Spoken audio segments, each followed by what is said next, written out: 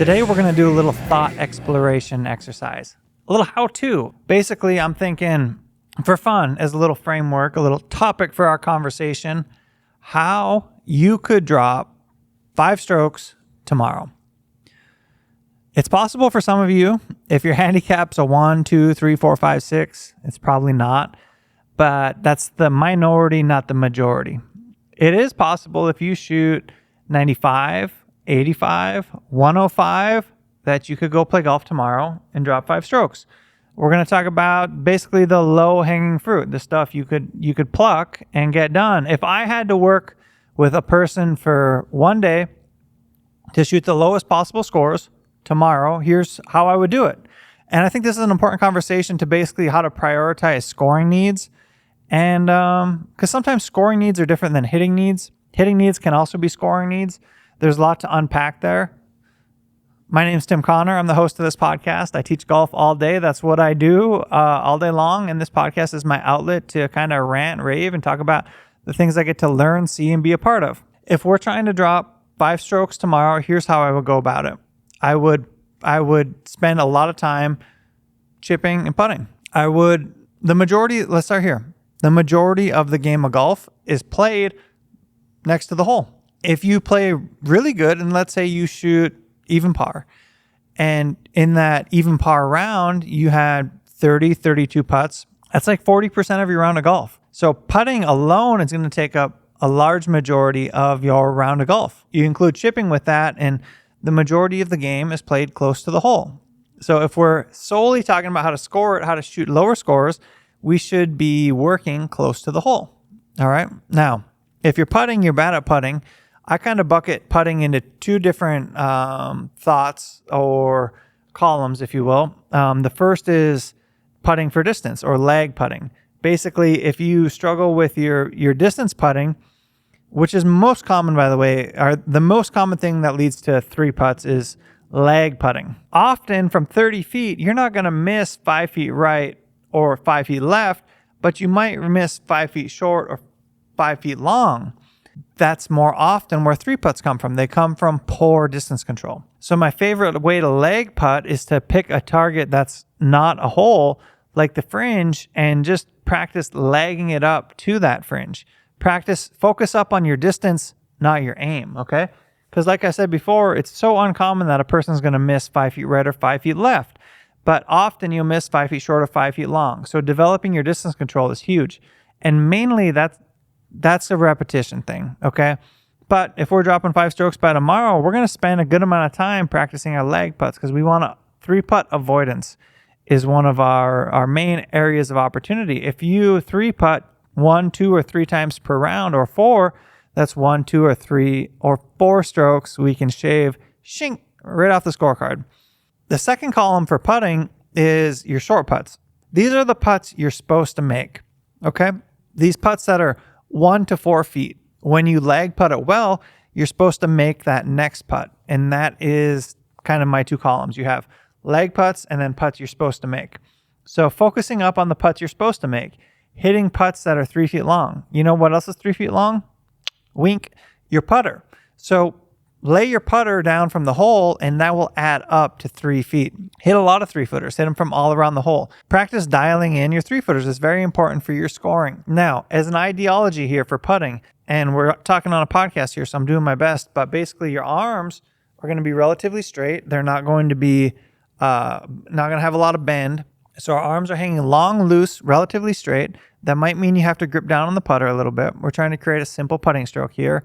And especially on these short putts, you can use that straight back, straight through ideology to help you clean up your putting stroke.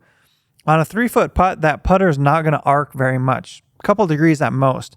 So as a basic framework, using straight back, straight through is a really good ideology to help you practice and solidify those short putts.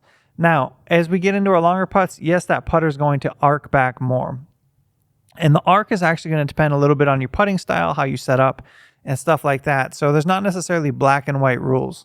But what I find more often than not is if anything, amateur golfer arcs the putter more than they should. They open the club face and close it more than they should.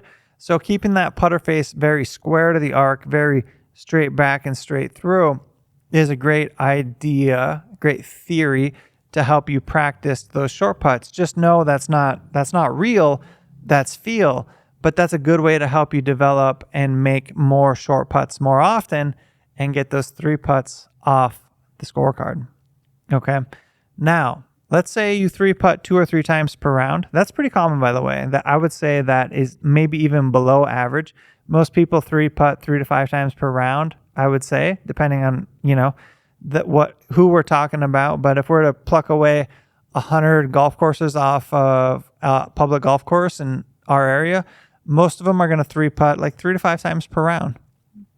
So that's 3 to 5 strokes. That's right away. That's area of opportunity, big time. The next thing is chipping. So anytime you chip more than once inside of 50 yards, this is a huge area of opportunity for many of you.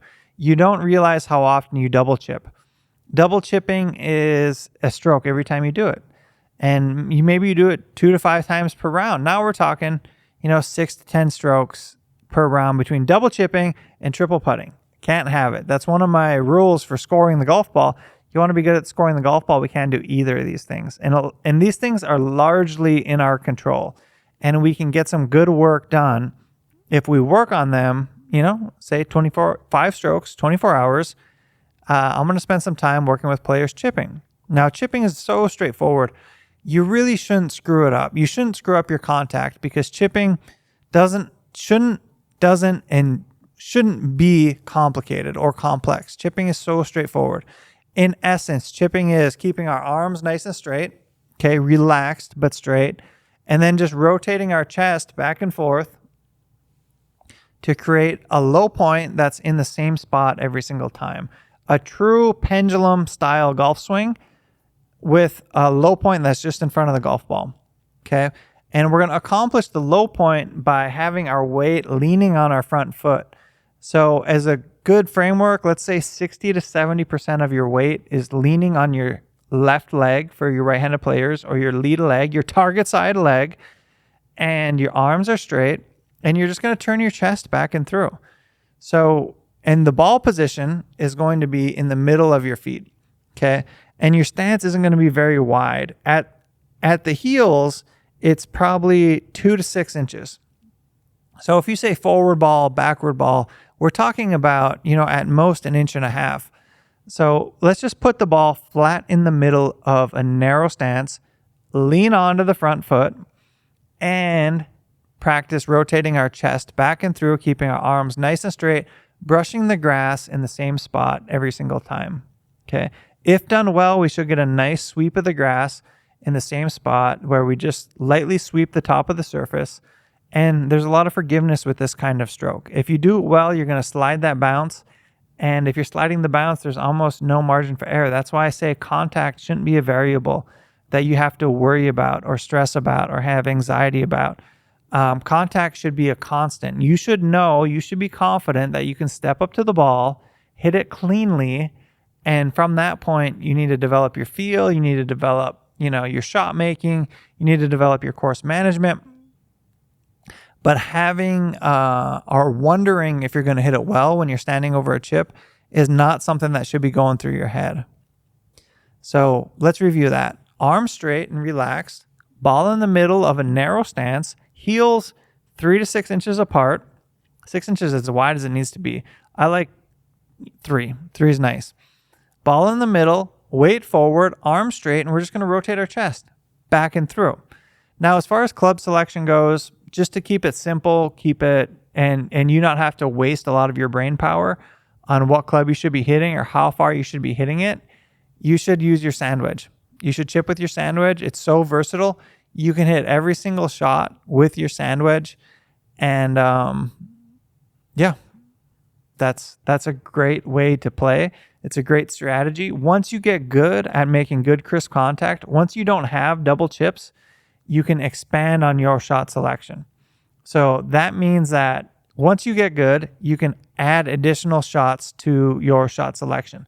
But for right now, just get good with one tool, one club, one form, learn to create confident contact, get the ball on the green, eliminate double chips, eliminate triple putts, and you're on your way to balling out of control. This is scoring 101. This is very important. I want you to don't underestimate what I said today, overestimate it. Go spend time around the greens, really become competent with your putter and your chipper, and develop your skills. And the cool thing about this stuff is developing our skills with our shortest clubs translates upward. So if you're a great driver, that doesn't translate down to being a great putter. But being a great putter and a great chipper actually translates up to being a good hitter with your longer clubs, because the mechanics are very similar how we want to hit with straight arms.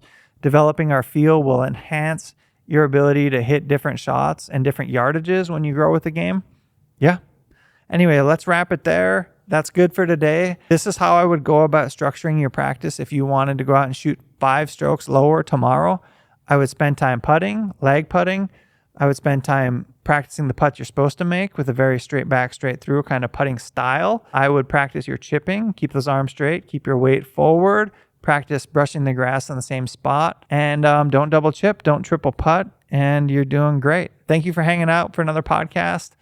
I appreciate you for being here. Let me know what you don't know. Ask me any questions you got. Send me your thoughts, notes, drop comments, send me an email. I like hearing from you all. I will catch you back here, same time, same place next week.